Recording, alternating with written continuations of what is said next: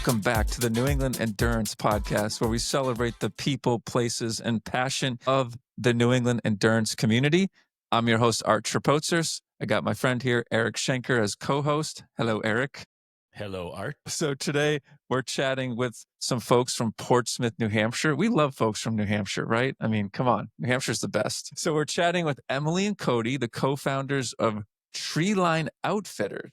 Treeline Outfitters. So we are not going to be talking arborists today. We're talking gear. And Treeline isn't your average gear shop. It's a place where endurance athletes like you and me, Art, and outdoor adventurers come for the gear, but stay for the community. What started out as a dream between two friends, we got to definitely learn more how this scheme was hatched. But this has grown into a hub for gravel rides, for trail runs, post-adventure beers, definitely thematic about endurance sports, and all with the mission of creating high-quality experiences.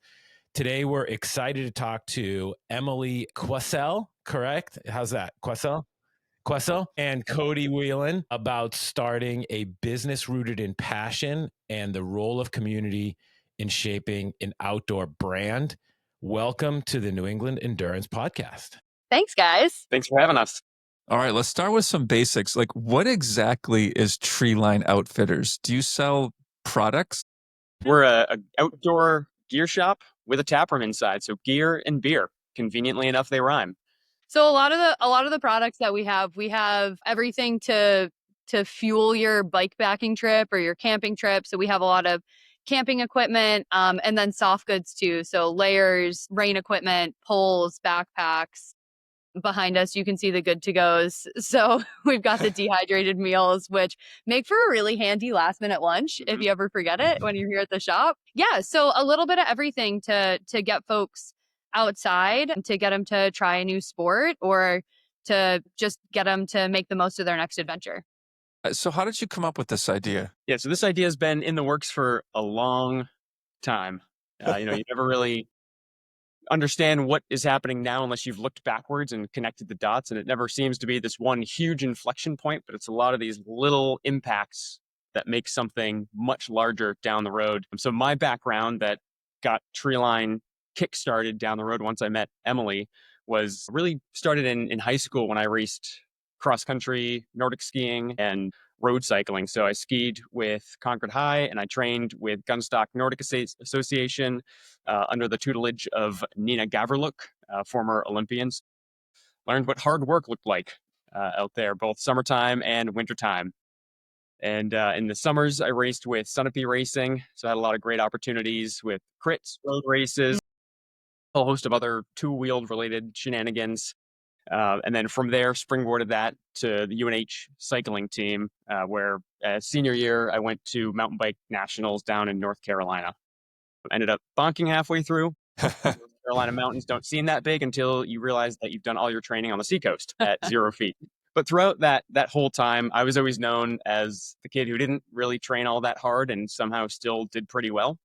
And so I Going out for a ride with this guy is the worst. But it certainly was. Thankfully, I've been blessed with decent genetics, but I'm not by any means a natural athlete. And really what it came down to is I was only ever racing myself out there. I was always smiling, grinning. If there was a little jump, I'd hit it. I'm not here to come in first place. I'm here to push myself a little bit harder than I did yesterday, hopefully, if I wasn't too hungover for some of the races. And so in the starting paddock, we've all been there with that one guy who's feeling pretty cocky, telling you, "Hey, I've done this 100 times. I'm going to crush it." You look at the results, DNF right next to his name. And it was always this, why are they racing other people? They're always trying to impress other people. They're never trying to do this for themselves. And so that's really where Treeline got its start, was everybody's out there trying to impress somebody else, trying to get that gold medal, when really we should just be looking inward, racing ourselves, having a great time, leaving everything out there. And, gold, first place, is when you've left everything out there and you've pushed yourself a little bit harder than you thought was ever possible before. And so that's really what got me thinking about, okay, there's all these people who are, gatekeepers, or who pretend to be, pushing themselves harder, but really they're just racing somebody else and not themselves. And so that was kind of the inkling that got things kickstarted here at Treeline, at least in my mind. And I know, Emily, you've come at it from a similar but slightly different perspective. Yeah, I think one of the big missions and visions and values that we have at Treeline is just accessibility to sports. So, like Cody was saying, is just trying to encourage people to find whatever their limit is for themselves. And so if that's, starting with a walk and then escalating to a run and then growing from there, that's awesome. If your limit is you want to try to do a Prezi Traverse, you want to run the Prezi Traverse this summer, then let's find that. And so I think the idea of helping and encouraging people to find their limit and to grow and to try something new and to be really playful about it is one of the main missions and values that we have at Treeline, which was kind of grown from both of our love of being outside. And, Cody's got kind of a different background in competitive sports, and then mine is a little bit more recreational. And so coming at it from those two sides to really bring, bring people, get people outside, get them to try something new, and, Yeah. hopefully get them to push themselves to learn more about themselves than they thought was possible. So you both had jobs. How did this become what was the nucleus that actually started this? And this was what started about a year ago, 18 months ago? Yeah, we opened about 18 months ago. It started a lot before that, a lot longer before that. It was, it's an idea that's kind of been Cody's been thinking about it for a long time, and then it's been something that we've been talking about together for quite some time as well. Being in the outdoor community and going for a mountain bike ride, going for a trail run, going for a ski, and afterwards, you're always hanging out, grabbing an après beer, chatting about the day, talking about the best lines, about what was challenging, about what was fun about the day, and trying to bring that après feel to the seacoast of New Hampshire.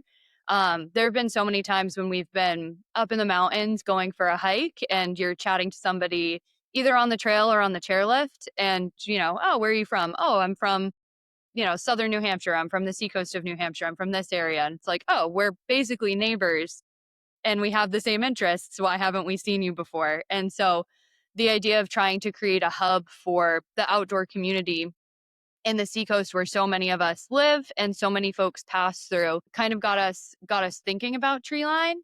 And then, at least from my perspective, there were a couple different kind of, I don't know, just almost signs where it was like, okay, we could make this a reality. Shortly after we got married in 2022, in October 2022, and a couple months later, we were up in the Jackson area for Thanksgiving with family, and we were at this spot that had just opened up. It's called Pro Tunes. We love Pro Tune. But it's a ski shop, bike shop, and also Taproom.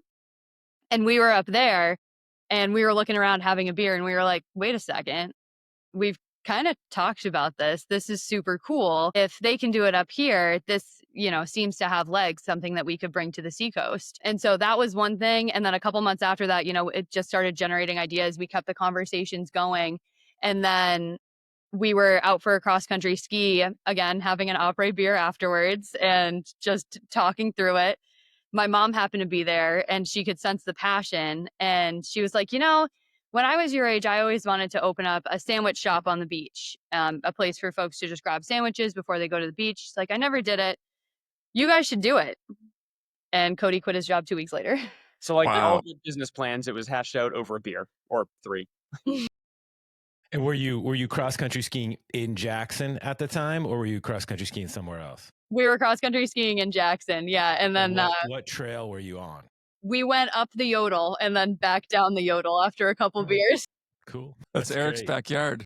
It's my back. Yeah, it's my stomping ground. So I love it. I mean, we got to like. And the other thing is, the bottle you were just drinking. We just had Bivo on. It was so happy. Like yeah, the Biv. That's the Bivo bottle art that we just had those guys on. That's a really great a great company. So I'm kind of sensing then the gap, right? What you guys saw maybe in the retail community and what you tried to or trying to fill in terms of that welcoming gear store, and obviously the app rate component of it. I think we've talked about on this podcast, Art, in the past, like sometimes it can be really intimidating to go into some gear shops, right? Like maybe if you're trying out a sport for the first time or you're trying to get into something, it can be really intimidating to ask those questions. And am I correct that you guys are trying to address that and make a really welcoming retail environment? Absolutely. That was something it's very near and dear to my heart, especially I think, we come at it from two different sides, but for me, especially, one of the goals for opening Treeline was to make the outdoor worlds a little bit more accessible, specifically for women. Like you said, I think it can be really intimidating for a lot of people, women included, to try a new sport, especially in the outdoors, especially endurance sports that seem to be very male dominated.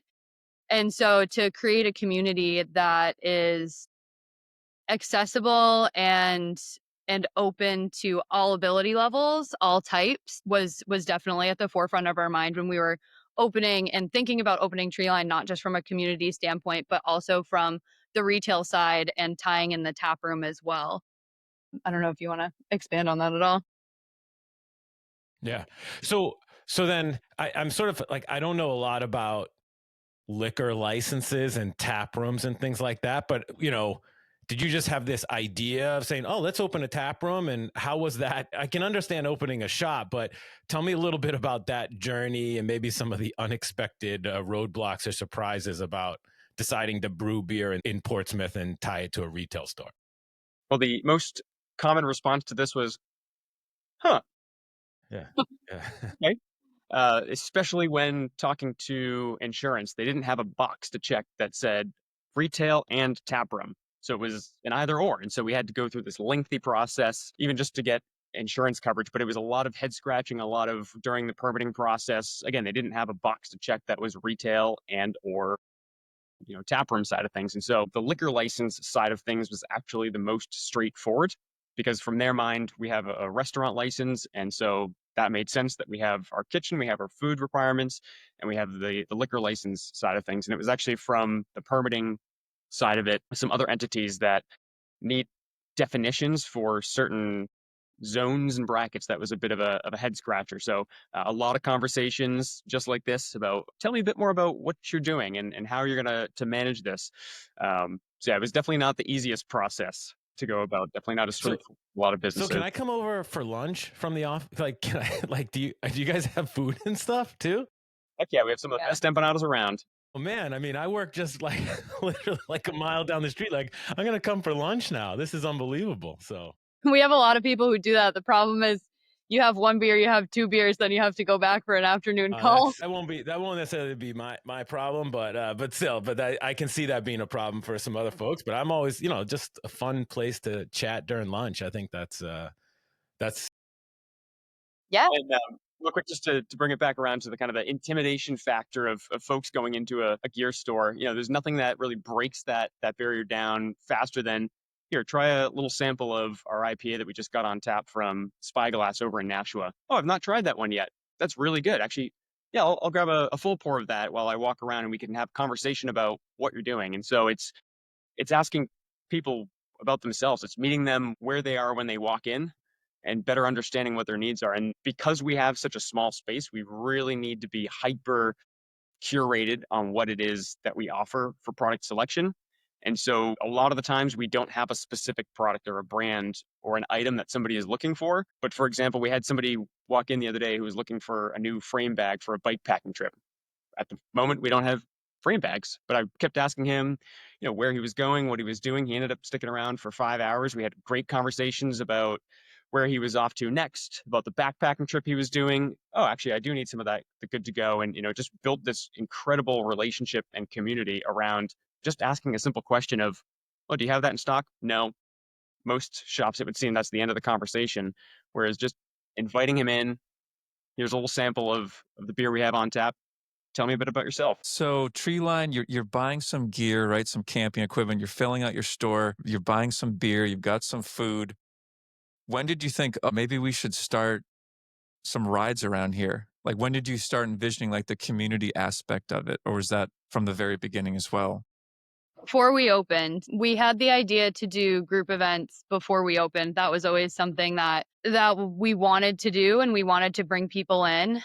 Because again, something that we talked about when we were opening Treeline is we can go to a big store like an REI, and we can walk around and we can look at the retail, and that's great, and it's fun to shop around. But what we felt was really lacking there was that sense of community. And how cool would it be to go into an REI and to talk to people about, where they're going, what they're doing. And then on top of that, wait a second, there's also a group trail run that's leaving in the next 30 minutes. Sweet, let me put my sneakers on. I want to join. So starting we wanted to start the group rides and the group runs before we even opened, so we tried to get those up and running. We opened in February, which obviously in New Hampshire isn't ideal for gravel riding. Running is a little different, but we wanted to give it a couple months, so we waited until the weather got warm, and we started both of our group events last June, I believe. And started off a little slow, and just over time they've really taken off to be, Tuesday nights for our gravel rides and Thursday nights for our run clubs are two of my favorite nights of the week now, just because we have so many folks come out, folks of different ability levels, and it's just a really fun time to connect with the community and get out, get some exercise in, and meet some like-minded people. Yeah, let's dive into those. I think this is super interesting. So Tuesday nights are gravel nights, is that right? So talk to us a little bit about the distance, the speeds, the groups. Just talk a little bit about that. Is it same route every week? Things like that. Yeah, so the gravel rides started. The first two gravel rides were on the Rockingham Rail Trail. It was myself and three or four of our, at the time, regulars. And two of them had, these upright hybrid bikes who had never been on a rail trail before. Somebody else had a dedicated gravel bike. So it was already a collection of folks who had different ability levels. One of them, I think, had only ever biked not more than 5 miles previously. And I had planned a 10-mile out and back route just to keep things easy. And so from the beginning, it was, we want everybody to join us, whether you have a hybrid bike, a road bike, a gravel bike, doesn't matter. If you like pedaling and you've got two wheels, let's go for it. And it started building up from there. And so probably around late summer timeframe, we starting and finishing here at the shop. And each week we tried to vary the route. And that has been incredible for exploration in the area. Turns out there's a lot of gravel on the Seacoast. You just have to go looking for it. And especially with the completion of the Seacoast Greenway, which is a half mile from the front door of the shop, that has been a huge resource and network for us. So for folks who are just getting into cycling or just getting into gravel biking, we have a group that goes down the rail trail. It's about 7 miles out, 7 miles back. For those who want a little bit more of a rigorous exercise and exploration with some technical, we've got a group that usually goes about 15, 20 miles or so through some techie bits and some, Seacoast gravel. But it's really is intended to be a group for absolutely anybody to show up. And then kind of tying everything back into where we started and kind of realizing our mission of this is, we love seeing people who start out a little bit slower, who are a little uncertain about even showing up in the first place. They're timid about nobody wants to hold somebody else back. But what's great is to see them over the course of the summer pushing themselves and now just absolutely ripping through these techie bits, ripping down the rail trail, and just growing as both a cyclist and a part of the community. So that's been the most rewarding component of it. But every week we have a different route. We try to get a little bit of change in there, because doing the same thing every single week, it's a little monotonous and boring, but still also offering that option so that if somebody wants to see that improvement over time, they still have that opportunity. And what time does that start? What time does that leave the shop? 5:30 p.m. Wheels up. 5:30 p.m. from the shop. All right. And then Run Club. Tell us a little bit about that. Yeah, our run club leaves every Thursday at 6 o'clock. And run club it's kind of like my baby at Treeline. We started it again around the same time last June. And it started off with me and one other person who I forced to go because he's my friend. And I said, you're doing this with me. That was week 1. Week 2, it was just me and I just went for a run. Week 3, we had another one of my friends join who I forced to join with me. That I think week 3 was the first week when we had somebody who I hadn't forced to do it join optionally. And then from there, it just kind of steadily grew. week 1 was 2 people, week 2 was just me. Week 3, we had maybe a group of 3 or 4 of us. And then from there, last summer, it just continued to grow throughout the summer. Last summer, when we got to, around 15 or 20 participants, I thought, wow, this is incredible. This is amazing growth. And then weren't really sure what we were going to do with that run club once the cold weather hit. And I kept telling people, they'd ask, hey, are you going to do this all winter? And I was like, we'll keep running as long as people keep showing up. And people showed up every single week, all winter long. We ran through the slush, we ran through the snow, we ran through the cold. And I think that really fostered a great community. We have awesome people who come out every Thursday, some of the nicest, funnest runners that you'll find. And I think having that really created a lot of momentum for the run club to grow really organically. And over the winter, we had a regular of our run club mention the idea of, hey, I'm coming off a surgery. I can't really run right now, but I still want to participate. Are you cool if I start managing a walk club as part of it? And we were like, absolutely, let's do that. So that kind of started to grow a little organically. And then as the weather's been getting nicer and the sun's been out a little bit longer, we've had more and more people start showing up to now, last year over the summer, I was really pleased if we got 15 people for a weekly run. We're averaging between 45 and 50 now for our weekly run. That's And amazing. so So what's the distance, rough distance of this weekly run? yeah, we have a couple different options because again, wanting to make the run club accessible for all ability levels and wanting to let people kind of choose their own adventure and find their own challenge. As it's gotten bigger has been a challenge for us as managers of the run club. Because, we have some people, we don't want to make it, you know, too easy for people who want a little bit more heavy training. And then on the other hand, we don't want to make it intimidating for folks who might be trying this for the first time. So as Run Club has continued to grow, we've grown it even more. And so now we have 3 different options on a weekly basis for folks. So we have a 5-mile run, which usually runs down towards the water, really pretty. We have a 5K run, which the route changes every week. Integrating, sometimes we're on the rail trail, sometimes we're just doing roads, sometimes we hop into some single track adventure segments, but making that accessible. We have a group lead and a group sweep for both of those, the 5-mile and the 5K, so that nobody feels like if they're going to get lost or if, they have to tie their shoe or they get injured or something, they're not left behind. We always have somebody come in to bring them all together. And then we also have that walk group. So we have three kind of choose your own adventures every Thursday, the 5-miler, the 5K, and then the walk. And then we all meet back up at Treeline for hangout after. Cool. So people hang after each of those events. Yeah, Awesome. a lot. It's really cool to see.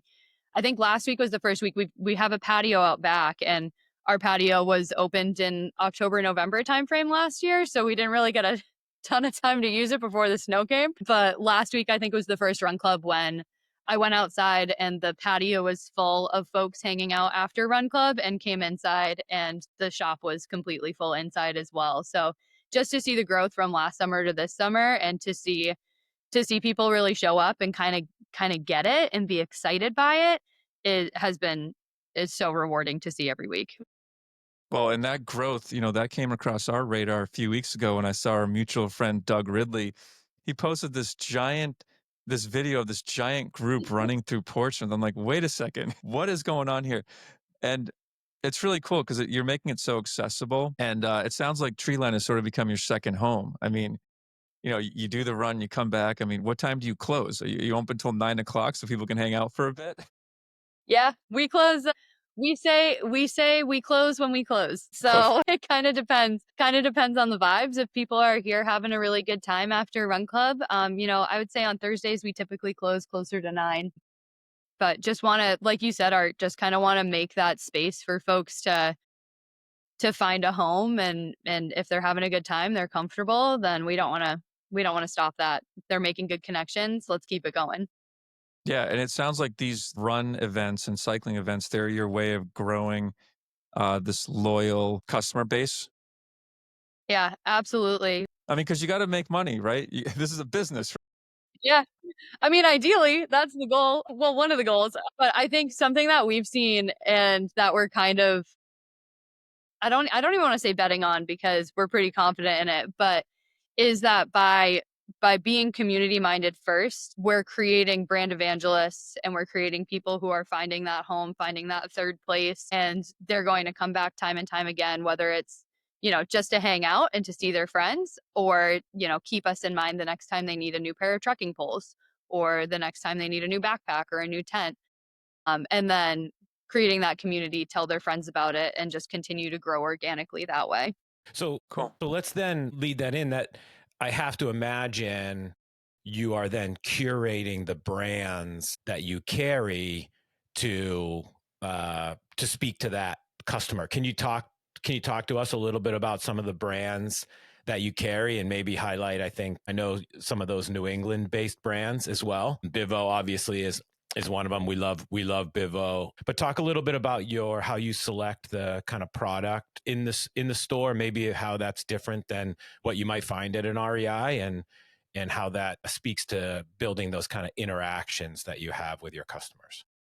And so when we were building Treeline from the ground up, we wanted brands that gave a shit. We wanted brands that have either some sort of environmental or community impact, and it's real impact. Either they're giving time, resources, money back to the places that they operate in.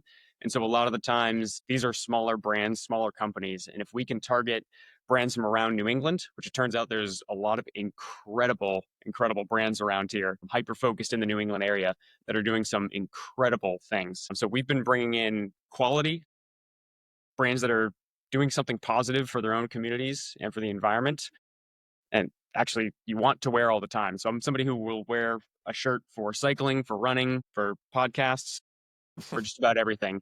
And the great piece of this, kind of again coming back to the accessibility component, is because we have our run clubs and our ride clubs open to folks who are just getting into these activities.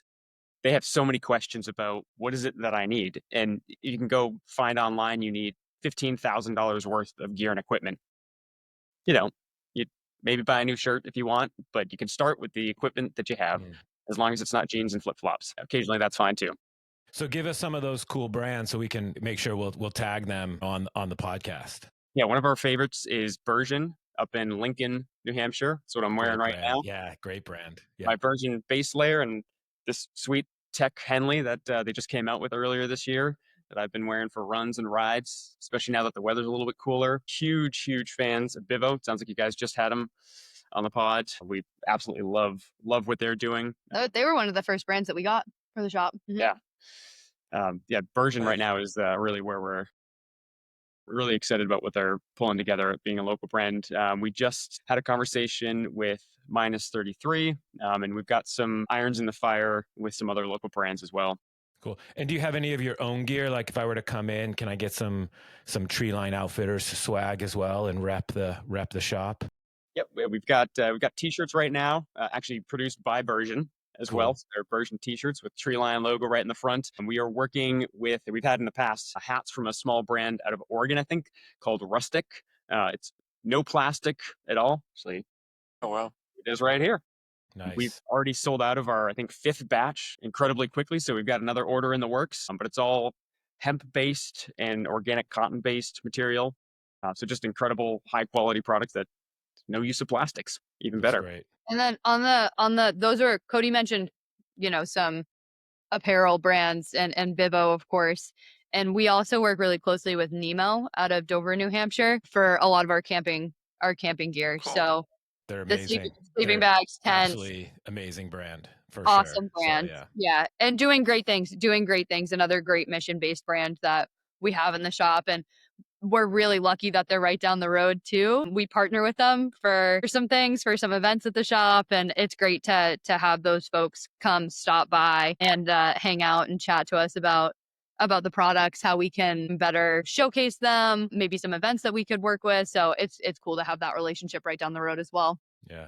I don't think people know Nemo is. I think Nemo flies under the radar, and so many folks don't realize that they're headquartered in southern New Hampshire, in Dover, New Hampshire. One of the top iconic outdoor brands of this world at the moment right now. So that's really cool. Cool. Do you guys have some tasty New England beers as well? Breweries like Dirt Church, for example? Dirt Church? Haven't heard of them. That sounds cool. Really? Yeah. Oh, you Oh, we'll will. have to look into getting them on. They're I'm based looking. out of the Where are Kingdom they based? Trails, out of Northeast Kingdom. Oh, cool. We got to look into that. Yeah. Cody's looking at me like we already know about this. I don't know about this. Cody Well, might. tell us about some of the beers we can find on tap.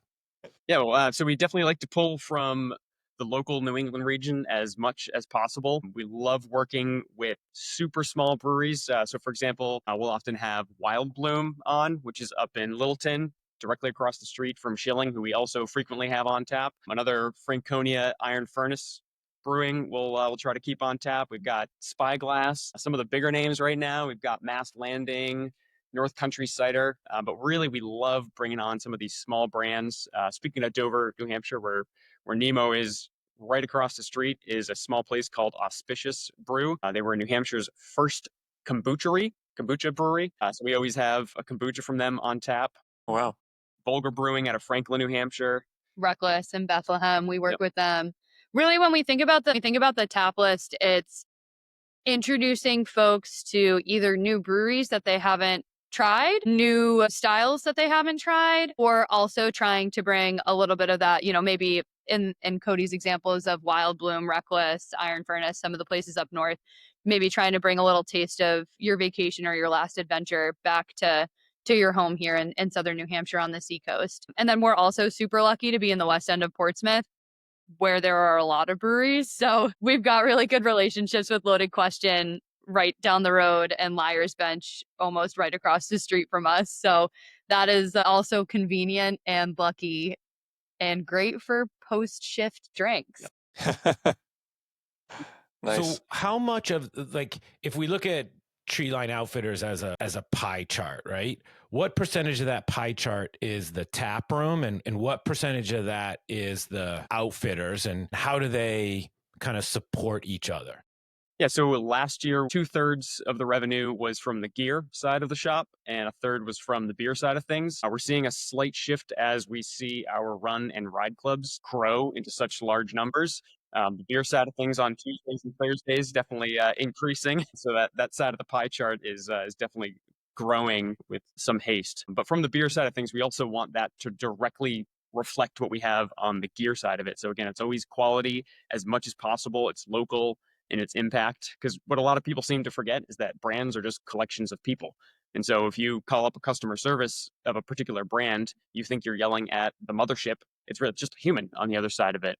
And so by bringing on board these local companies, these local brands, we're able to bring in the brand as the people, and those people are already a part of that community.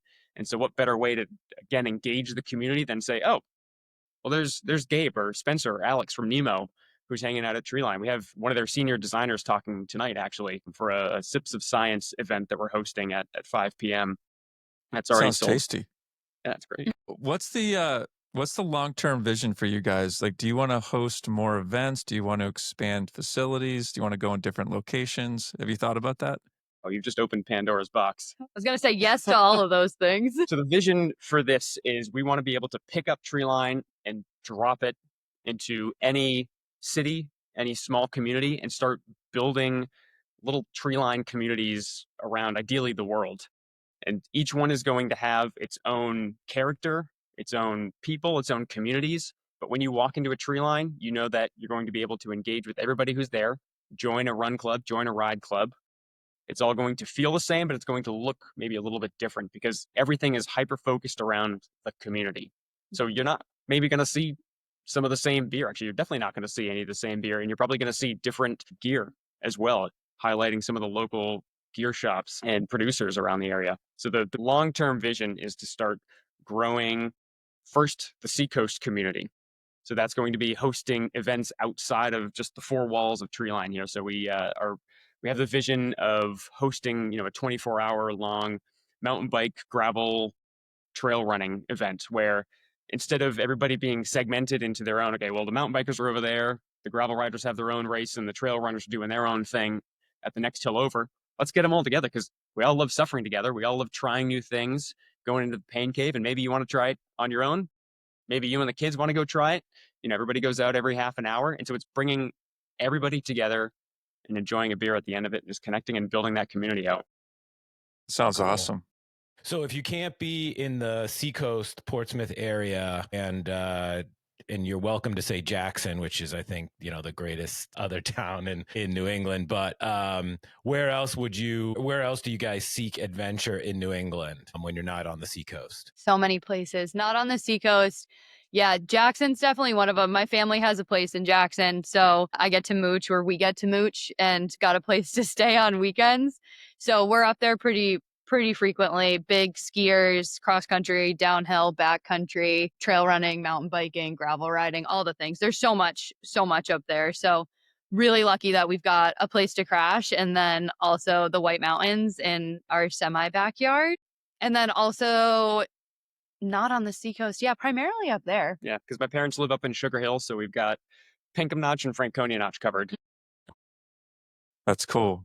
Hey, Yeah. can we do some rapid fire questions for you both? Okay, Cody, gear item that you can't live without. Currently, it is this version Henley.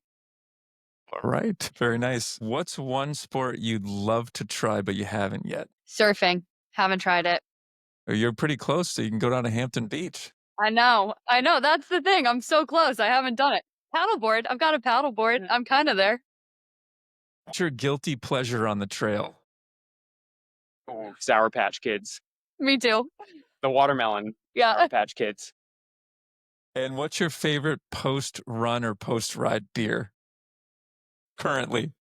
Ooh, Clouded Judgment from Reckless. Never heard of that. 5.3% hazy IPA. It's perfect. All right, that's awesome. That's great. Those are good. Sour Patch. It's so funny. But Art and I both did a ride this weekend, and there was a guy that I was riding with for a little bit, and in his back pocket on his jersey, he had a box of Sour Patch Kids. Like, and it was the box version of it, right? That you get at the movie theater. So I thought that was sort of interesting. It's just funny that you say that, the Sour Patch Kids. We did a trail half a couple weeks ago up in Gorham, New Hampshire, and I was running, and both of us had Sour Patch Kids in our vests, and I pulled off to the side of the trail at one point just for a quick energy refuel. And somebody passed me, and she's like, what are you eating? I'm like, Sour Patch Kids. It's great quick energy. And so she called me Sour Patch the rest of the day. That would be your AT name right now, Yeah. Right? If you ever did it, I'm okay with that. You're going to be Sour Patch. All right. This was really good. I think we've hopefully turned on a lot of people to Treeline Outfitters, and I've learned a lot about you guys, and I can't wait to head over for lunch in the next week. But this is going to be the final question. One of you can take it. You can both take it. But the final question we ask all of our guests is, tell us why you agree that New England is the greatest endurance region in the country, if not the world. I can go first. Please do.